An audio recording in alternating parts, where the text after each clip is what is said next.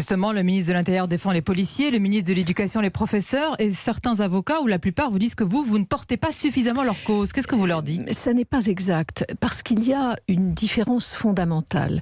Les avocats, pour des raisons que je ne critique pas, des raisons liées à l'histoire de leur régime, qui est un régime autonome, les avocats ont comme position de principe qu'ils ne veulent pas rentrer dans le régime universel des retraites. Ce n'est pas le cas des policiers, des pompiers. Ils sont dans le régime universel.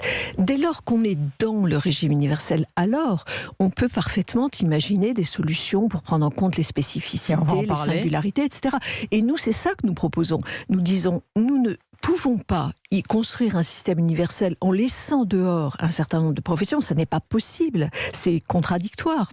Et d'autre part, une fois qu'on est dans le régime universel, alors on peut imaginer des transitions, des adaptations. Allons sur le fond de ce que vous proposez, Nicole Belloubet. Tout à l'heure, sur notre antenne, au micro de Mathieu Béliard, Xavier Autain, membre du Conseil national des barreaux, d'abord il vous dit que vous ne les écoutez pas, mais il ajoute... Juste quand même là-dessus. Il dit que vous êtes dans votre citadelle, que vous êtes enfermé. Écoutez, Maître Autain est venu à la chancellerie la semaine dernière. Il a participé à 9 heures de discussion avec mes services. Pour aucun résultat, dit-il. Non, c'est pas exact. Ce n'est pas exact. Et d'ailleurs, les personnes qui participaient à ces discussions en sont convenues. Nous avons élaboré avec leur accord des cas types sur lesquels nous voyons 2 choses. C'est très important. Que dans le régime universel, les pensions ne baisseront pas.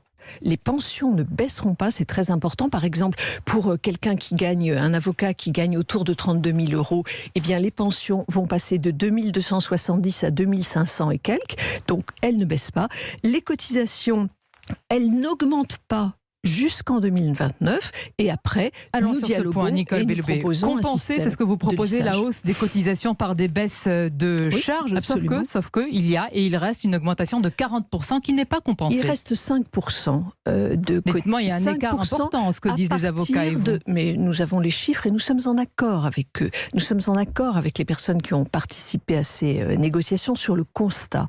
Et donc, il reste à partir de 2029, parce que je le répète, jusqu'en 2029, il n'y aura pas d'augmentation de cotisation. Madame Belloubet, qui a raison, qui a tort? Vous dites que l'augmentation, c'est important, entre 40% et 5%, absolument, il y a quelqu'un qui ne dit pas la vérité. Je maintiens absolument ce que je dis, c'est qu'il y a sur l'augmentation de 28, de passage, pardonnez-moi, les avocats actuellement paient 14% de cotisation. L'idée, c'est dans le régime universel de les amener à terme à 28%.